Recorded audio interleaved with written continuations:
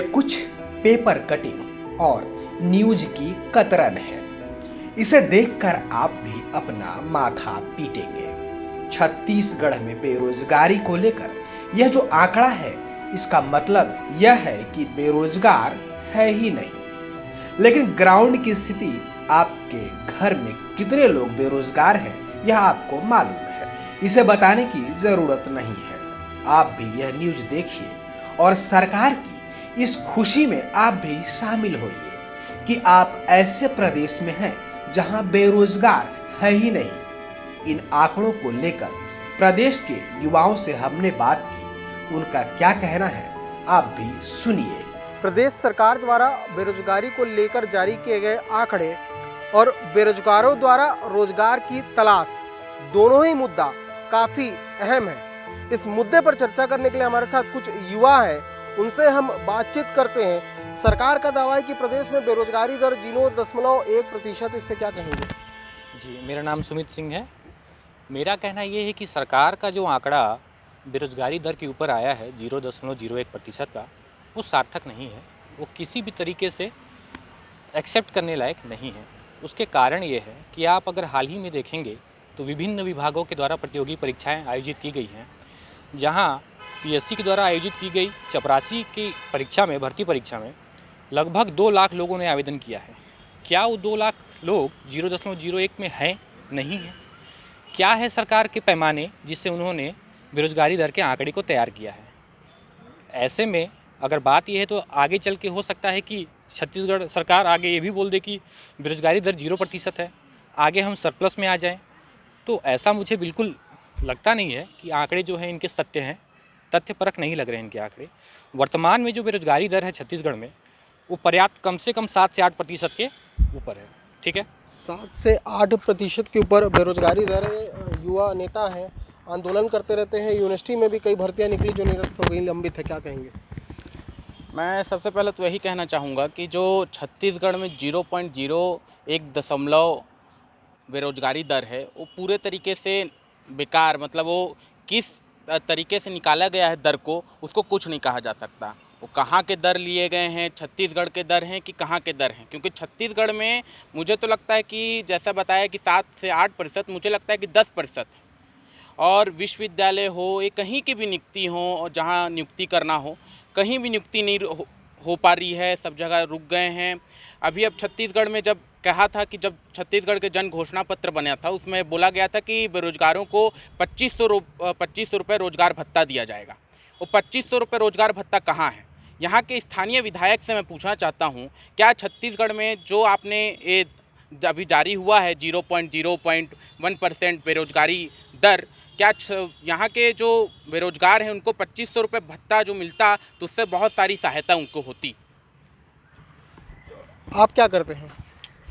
मैं छात्र हूँ, पीजी कॉलेज का छात्र रह चुका हूँ और फिलहाल अभी जनसेवा का कार्य स्टार्ट किया हमने। जी, क्या लगता है जो सरकार आंकड़ा जारी किए, कितने सहमत हैं? बिल्कुल रियलिटी तो ऐसा बिल्कुल नहीं है। अगर आप ग्राउंड रियलिटी देखेंगे तो बेरोज़गारी जो है वो बहुत ज़्यादा बढ़ चुकी है और युवा जो है वो बेरोज़गार के लिए तो इधर उधर भटकते रहते हैं। हम देखते हैं कि क्राइम रेट्स भी काफ़ी इंक्रीज़ हो रहे हैं। तो ये बिल्कुल भी सत्य नहीं है, ग्राउंड रियलिटी कुछ और ही है। और एक तरीके से अगर कहा जाए तो ये गुमराह करने का प्रयास किया गया है शासन के द्वारा हमें, और हम इसकी निंदा करते हैं। निंदा करते हैं। आप नौकरियां के लिए तलाश में हैं? जी बिल्कुल तलाश में है। क्या कहेंगे? जी, जो सरकार के द्वारा आंकड़ा निकाला गया है, ये किस बेस पे अभी तक किसी को पता नहीं चल पा रहा है, क्योंकि 0.01% उन्होंने कहा है। हमारे आसपास ही दिखते हैं कई बेरोजगार लोग घूमते रहते हैं। जैसे हमारे कई भाई बंधु हैं, दोस्त हैं, उनको अभी तक रोज़गार तो मिला नहीं। क्या वो 0.1% में नहीं आते हैं? तो ये आंकड़ा बिल्कुल गलत है, मैं तो कहना चाहता हूँ। आपसे जानना चाहूँगा, क्राइम रेट की बात हो रही, क्राइम रेट बढ़ रहा है, क्या वजह बेरोजगारी प्रदेश में है इसमें? जी, बेरोजगारी जो है वो प्रोपोर्शनल है आपके क्राइम रेट की। लोगों के पास रोजगार नहीं होंगे तो अन्य किसी माध्यम से अपनी आवश्यकताओं की पूर्ति करने को जाएंगे। मैं इस चीज़ों को क्लेरिफाई नहीं कर रहा कि वो होगा ऐसा, लेकिन क्या है, क्राइम रेट बढ़ने का एक यही है कि रोज़गार लोगों के पास नहीं होना। उस मानसिकता से पीड़ित होने के बाद वो कुछ ऐसे कदम उठाते हैं जो कि सरकार या पब्लिक के लिए एक क्रिमिनल ऑफेंस जैसा बन जाता है, बाद में परेशानी भी आती है। तो मैं मानता हूं कि सरकार को तत्काल इस संबंध में एक उचित कदम उठाना चाहिए और बेरोजगारी जो भत्ता जो 2500 का ऐलान किया गया था जन घोषणा पत्र में हमारे विधायक के द्वारा, उस पर अमल करना चाहिए। कर्मचारियों की बारी है, हो गई, किसानों की बारी आई, हो गई, अब छात्रों की बारी है, अमल करना होगा। छात्र भी, अगर आप वोट बैंक के नज़रिए से देखते हैं तो छात्र भी वोट बैंक है, स्पष्ट तौर पे कहता हूँ। इस वजह से सरकार को छात्र हित में निर्णय लेने ही होंगे। एसआई की भर्ती लंबित है, फॉरेस्ट विभाग में कई ऐसी भर्तियां निकली वो भी लंबित हो गई। उसके बाद तमाम मेडिकल कॉलेज में देखा गया, अस्पताल में भर्तियां निकली, कई लोग उसमें रोजगार के लिए भरे, लेकिन अभी भी वो हो नहीं पाए। क्या कहेंगे इस पर? अब छत्तीसगढ़ में सबसे बड़ी, जब से सरकार बनी है तब से यहाँ जो नियुक्ति हैं उन नियुक्ति हो नहीं रही हैं, सिर्फ दिखावे के लिए जारी किया जाता है कि इतने सारे पद आज तक खाली हैं और उन पर नियुक्ति होगी।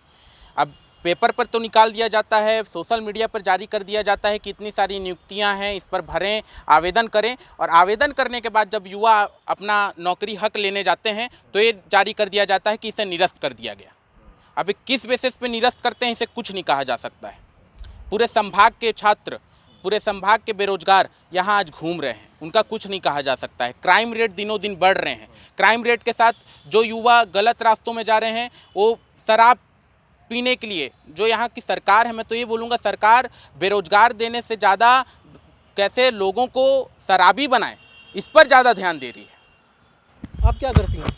मैं यहाँ की स्टूडेंट हूँ, बीएससी बायो में 3rd सेमेस्टर। क्या रोजगार को लेकर क्या कहेंगी? रोज़गार को लेकर मेरा ये कहना है कि जो सरकार ने बहुत सारे वैकेंसीज़ निकालती हैं, लेकिन उनके ऊपर उनका कोई भी मतलब अहम हिस्सा, उनका कोई भी दावा नहीं रहता। बस सिर्फ वो कहने के लिए करते हैं, लेकिन साथ में उनका पीछे से सपोर्ट नहीं रहता। वो करने के बाद पीछे हट जाते हैं, क्योंकि इससे क्या होता है कि लोगों को पता चलती है, लेकिन उसके बाद जो उनके आगे का कदम होता है वो उनको सेटिस्फाई नहीं कर पाता, क्योंकि उसके आगे की कोई भी मोटिवेट गोल उनको नहीं दिखता। जाहिर सी बात है कि जब युवाओं को रोजगार ना मिले तो युवाओं में आक्रोश देखने को मिलेगा। और सरकार ने भी कहीं ना कहीं अपने घोषणा पत्र में जारी किया था कि जो बेरोजगारी दर है उसे कम किया जाएगा और जो बेरोजगार हैं उन्हें 2500 रुपये भत्ता दिया जाएगा। बावजूद इसके सरकार अपने वादों पर अमल नहीं कर रही है। सरगुजा से खबरी चौक के लिए सुमित सिंह।